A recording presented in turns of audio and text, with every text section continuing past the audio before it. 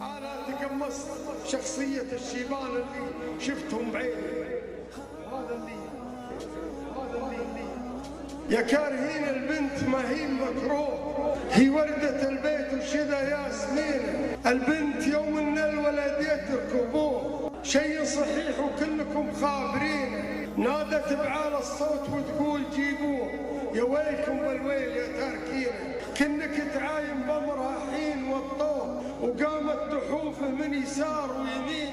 تمشي على ما قال ودوه هاتوه، تنفذ امره ثم تقبل جبينه. كان الولد ما يلحقه منه مشروع، وش حياته خيب الله ايدينا.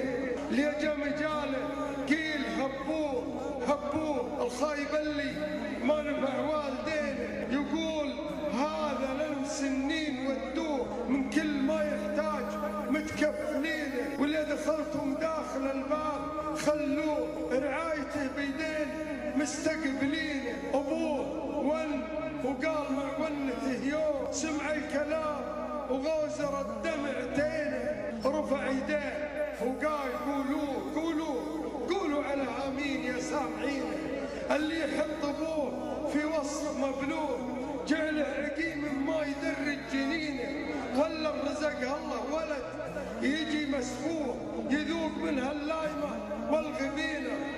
حتى يذوق اللي هله منه ذاقوه، ياخذ جزا سيئات فعله بحينه. في صغرته كنا نناديه يا هو، نتعب لاجل يرتاح ومدلعين. وان غبت عنها اسرح مع الفكر واتوه، ما بيحول الليل بيني وبينه. كنت ارحمه واليومك اقول راضوه، خلوه ياخذ ما تورى بعينه. وان جيت من طرقة سفر قلت نادوه، اول ما نشد عنه واقول وينه. ارفع الحافة عنه واقول عشوه يا بطشت بكل كومه سنينه. واليوم خلاني تقي الوصف مسفوحة تتعب مرد لي لو ثمينه.